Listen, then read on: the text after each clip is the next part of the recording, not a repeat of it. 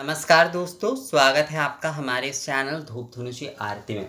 दोस्तों, शंख के विषय में जो है कई समय आप लोग मुझे कई बार जो है कई कुछ पूछते हैं।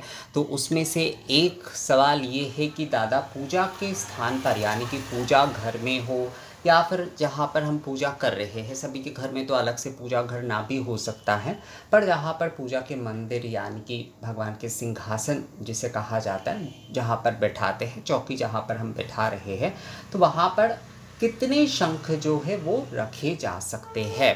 क्योंकि देखिए कई समय हम कई जगह पर जाते हैं तो वहाँ पर जो है वहाँ के जो है एक घूमने के प्रतीक के रूप में जो है यानी कि साक्षी के रूप में, प्रतीक मतलब साक्षी के रूप में जो है शंख आदि लेकर आते हैं। रामेश्वरम जाते हैं, पुरी धाम जाते हैं या फिर कहीं और जाते हैं तो वहाँ पर से शंख, क्योंकि वहाँ की मूल है तो वहाँ पर से शंख आदि लेकर आते। तो क्या होता है, एक से अधिक शंख जो है वो अपने घर पे कई समय हो जाते हैं।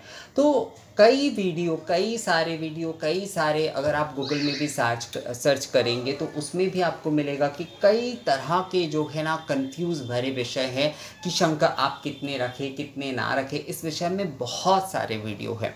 तो यहाँ पर देखिए दोस्तों, मैं कोई ज्योतिषिक विषय के ऊपर तो आज मैं आपको बिल्कुल नहीं बता रहा हूँ, क्योंकि मुझे खुद भी जो है ज्योतिषिक विषय पर यकीन नहीं है, मैं ऐसा नहीं कहूँगा। पर ज्योतिषिक विषय जो है वो पूजा पद्धति का विषय नहीं है। अगर आप कोई ज्योतिष आदि वास्तुशास्त्र आदि मानकर जो है उन सारे विषयों का पालन करना चाहते तो ये आपके ऊपर निर्भर करता है। पर मैं जो है आगम आदि विधान के अनुसार चलता हूँ।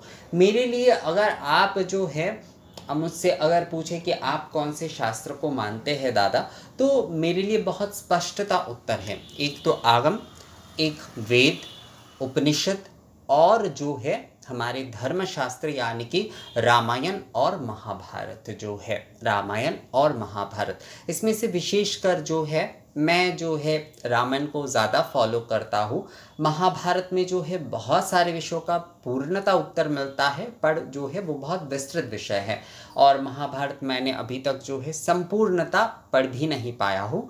पर रामायण में जो है आपको श्रुति के जो है वो कई सारे प्रमाण आदि, कई सारे उत्तर आदि जो है धर्मशास्त्र में जो है, वाल्मीकि रामायण या आध्यात्म रामायण की मैं बात कर रहा हूँ दोस्तों। यहाँ पर रामचरितमानस आदि के विषय नहीं है। रामचरितमानस आदि जो है वो धर्मशास्त्र नहीं है, वो काव्य है, यानी कि शास्त्र अनुसार, धर्मशास्त्र अनुसार एक जो है भक्ति मूलक काव्य है, या फिर जो है ग्रंथ बोल सकते हैं आप, पवित्र धर्म ग्रंथ बोल सकते हैं आप उसे। पर शास्त्र जो है वो वाल्मीकि रामायण आध्यात्म रामायण को ही जो है कहा जाएगा।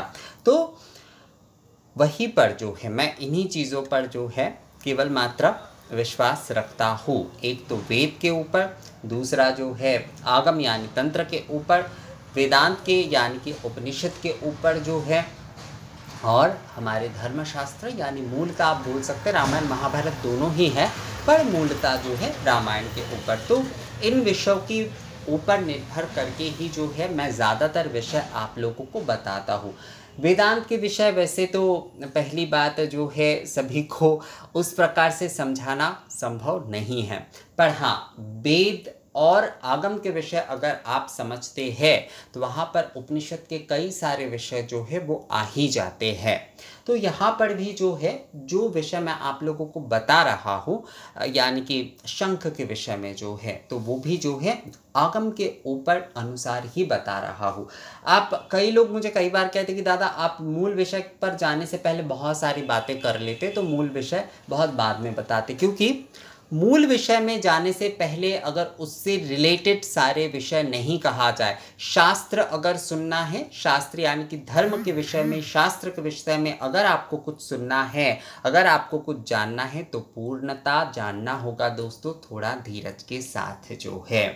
अगर जो है केवल एंटरटेन के लिए जो है बस जो है एक विषय के ऊपर मैं कुछ दो चार बातें आप लोगों को बता दूं और आप लोगों को एंटरटेन कर दूं, तो मुझे नहीं लगता, मैं अपनी तरफ से बोल रहा हूँ, मुझे नहीं लगता कि मैं कोई धर्म के ऊपर जो है वो वीडियो बना रहा हूँ। तो धर्म के ऊपर, शास्त्र के ऊपर अगर वीडियो बन रहा है तो वहाँ पर ऐसे ही वीडियो बनेगा, वहाँ पर कोई शॉर्टकट तरीका नहीं है। तो आप लोगों को धीरज लेकर ही जो है पूरा वीडियो इसी प्रकार से देखना होगा। तो शंख की जो विषय है, क्योंकि मैंने आप लोगों को बताया कि मैं सर्वप्रथम की अगर बात करें तो मैं आगम ही फॉलो करता हूँ। मतलब सर्वप्रथम अगर पूजा विधि आदि के विषय में अगर आप कहे तो अवश्य रूप से मैं आगम को जो है फॉलो करता हूँ। तो आगम की अगर हम मानकर चले, मैं फिर से आपको कहता हूँ, मैं यहाँ पर कोई ज्योतिषिक विषय के ऊपर बात नहीं कर रहा हूँ।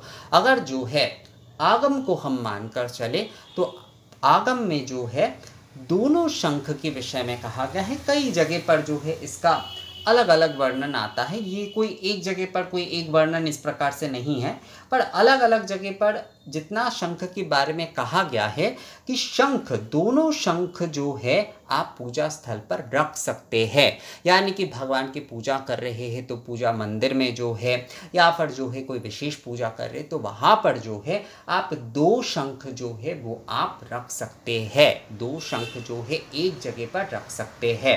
पर उसमें जो है एक विषय जो है ख्याल आपको रखना होगा कि दोनों शंख जो है एक ही तरीके के ना हो। यानी कि ऐसे जो शंख है ये दूसरा वाला भी ऐसा नहीं होना चाहिए, या फिर ऐसा जो शंख है ये दूसरा वाला भी ऐसा नहीं होना चाहिए। दोनों अलग अलग शंख होना चाहिए। और अगर जो है ये दोनों शंख अलग अलग जगह से लेकर आया गया है, यानी कि एक रामेश्वरम का है, एक जो है आपका पुरी धाम का है। यहाँ पर ये मेरा वाला ये जो है ये रामेश्वरम से ही आया है, मतलब चेन्नई से ही लाया गया है। और ये वाला मेरा जो शंख आप देख रहे हैं दोस्तों, ये पुरी धाम का है। अलग अलग जगह से अगर आप लेकर आते हैं तो कोई समस्या उसमें पहली बात तो बिल्कुल नहीं है। अब 2 शंख के विषय में बहुत सारे लोग कहते हैं कि 2 शंख नहीं रखना चाहिए क्या आदि। इस विषय में तो वो ज्योतिषिक विषय आदि क्या हो सकता है, मुझे सच में जो है इसका पूर्णता ज्ञान नहीं है। हो सकता है ज्योतिष में ऐसा कई सारे विषय जो है। पहली बात, बहुत सारे लोग कहते हैं 2 शंख ही नहीं रखना चाहिए, तो ये पहली बात जो है पूर्णता सही विषय नहीं है। एक तो पहली बात, मंदिर में आपको जल शंख में जैसे अर्घ आदि चढ़ा रहे तो उसके लिए एक शंख तो आपको रखना ही होगा, जल शंख जो है, और बजाने के लिए आपको दूसरा शंख रखना ही होगा एक। तो 2 शंख तो वहीं पर ही हो जा रहा है अगर हम लॉजिकली देखते हैं।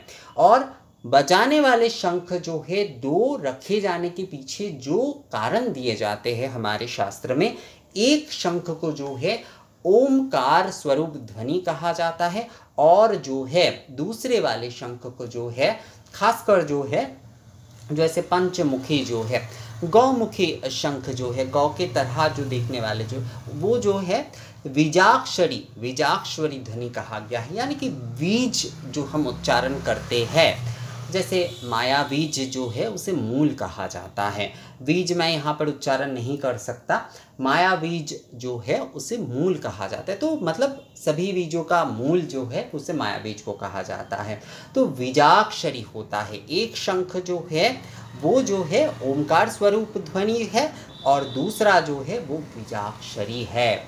इसीलिए जो है अगर किसी को मंत्र आदि नहीं आता है और अगर वो शंख बजाते हैं 3 बार जो है 3 बार शंख हमेशा 3 बार बजाना चाहिए, और जो है धोकर रखना चाहिए। तो अगर जो है कोई जो है दोस्तों किसी को अगर मंत्र आदि नहीं आ रहा है पर शंख को बजाते, जैसे आरती के समय सभी को मंत्र आदि नहीं आता है, सभी लोग जो है जय ध्वनि करते कि जय श्री श्री लक्ष्मी नारायण, जय भगवती दुर्गा माँ की बोलते हुए वो 3 बार शंख ध्वनि करते हैं, तो वो भी जो है वो उस ओमकार ध्वनि को ही जो है कर रहे हैं, वो उस बीजाक्षरी ध्वनि को ही जो है वो कर रहे हैं। तो इसीलिए जो है जब भी 2 शंख जो है बज रहे हैं तो एक जो है वो ओमकार ध्वनि स्वरूप होता है, दूसरा बीजाक्षरी। तो इसीलिए जो है यानी कि एक बीज तत्व के और एक जो है ओम तत्व के है।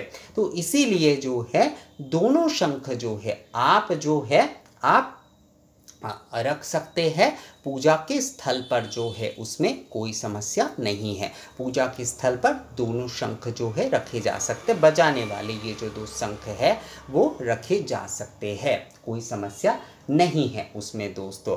तो अगर एक शब्द में कहें अलग अलग दिखने वाले जो है अलग अलग दिखने वाले, और अगर संभव हो सके अलग जगह से लाए जाने वाले अगर 2 शंख बजाने वाले आपके घर में हैं तो आप वो जो है अपने पूजा के स्थल पर रख सकते हैं, पूजा के भगवान के सामने जो है रख सकते हैं, कोई समस्या नहीं है। अब जो है हमेशा शंख को जो है कभी भी ऐसे जोड़ कर नहीं रखना चाहिए। इसके बीच में आप पुष्प रख दीजिए, इसके बीच में आप कुछ भी रख सकते हैं। जैसे मान लीजिए यहाँ पर मेरे पास यही वाला सामने है तो वही रख रहा हूँ। ऐसे एक धूपदानी आपने रख दिया, इस प्रकार से जो है वो आपने रख दिया। मैं ये बस उदाहरण के लिए दिखा रहा हूँ। या फिर घंटी, आप देखिएगा मैं ज़्यादातर जो दिखाता हूँ आप लोगों को, घंटी जो है आपने बीच में रख दिया। अगर कुछ नहीं तो आपने पुष्प रख दिया। इसी प्रकार का जो है थोड़ा सा अक्षत आपने रख दिया। तो कुछ भी जो है आप जो है रख सकते हैं। इन दोनों के बीच जो है एक थाली में जब आप रख रहे हैं, और अगर अलग अलग स्टैंड में इस प्रकार से रखते हैं तो वो तो रख ही सकते हैं। एक थाली में जब आप रख रहे हैं तो उसके बीच में आपको कुछ रखना चाहिए। चाहे आप घंटी रखें, चाहे आप खाली ऐसे खाली धूप पात्र रख दें, या फिर पुष्प रख दें, कुछ भी आप रखें दोस्तों। दोनों को बस जोड़ कर मत रखिएगा, ऐसे अलग अलग रखिएगा। और जो है उसके बीच में जो है कुछ आप रख दीजिएगा। तो अलग अलग दिखने वाले 2 शंख जो है पूजा के स्थान पर आप रख सकते हैं। अब आपके पास इससे भी अधिक अगर शंख हो जाते हैं तो आप वो पूजा की जगह पर मत रखिए, मतलब भगवान के सामने ऐसे थाली आदि में आप लोग रखने की ज़रूरत नहीं है। आप वो वाले शंख जो है आपके घर के किसी जगह पर रख दीजिए, किसी अलमीरा आदि में रख दीजिए, या फिर उठाकर रख दीजिए आप किसी जगह पर जो है। और जब आपके घर में कोई विशेष पूजा, विशेष अनुष्ठान आदि होते, जिन्हें शंख बजाना आता है, सभी को जो है आप एक एक शंख जो है ना थमा दीजिए। तो शंख ध्वनि जो है उससे जो है पूरा माहौल ही जो है वो बहुत सुंदर हो जाएगा दोस्तों। तो पूजा के स्थल पर जो है शंख रखने के लिए आप 2 अलग अलग दिखने वाले शंख जो है वो आप रखिए दोस्तों। अगर इससे एक्स्ट्रा यानी कि इससे भी ज़्यादा शंख आपके पास है तो वो आप जो है किसी अलग जगह पर रखिए, और कोई विशेष पूजा मतलब उसे एक्स्ट्रा, इससे 2 से अधिक शंख जो है पूजा के जगह पर भगवान के सामने मत रखिए आप, उसे जो है आप अलग किसी जगह पर रखें। बस विशेष पूजा आदि जब होगा, जैसे दुर्गा पूजा हो रही है, नवरात्रि के समय पूजा आदि हो रही है, या फिर ऐसा कुछ, तो उस समय जो है आप उन शंखों को निकाल के जो है आप सभी के हाथ में दे दीजिए। सभी आरती आदि के समय एकदम जो है संपूर्ण जो है भावना के साथ उन शंखों को बजाए, और जब भी जो है आपका वो अनुष्ठान संपूर्ण हो जाए उसके बाद वो शंख आदि को फिर से आप रख दीजिए। बस भगवान के सामने आप जो है 2 ही जो है शंख जो है वो रखिए दोस्तों, एक ओंकार ध्वनि स्वरूप, एक बीजाक्षरी ध्वनि स्वरूप। तो मुझे लगता है ये विषय जो है आप लोगों को समझ में आ गया है दोस्तों। तो ये वीडियो कैसा लगा मुझे कमेंट्स करके ज़रूर बताइएगा। मिलते हैं आपसे अगले वीडियो में, तब तक के लिए नमस्कार।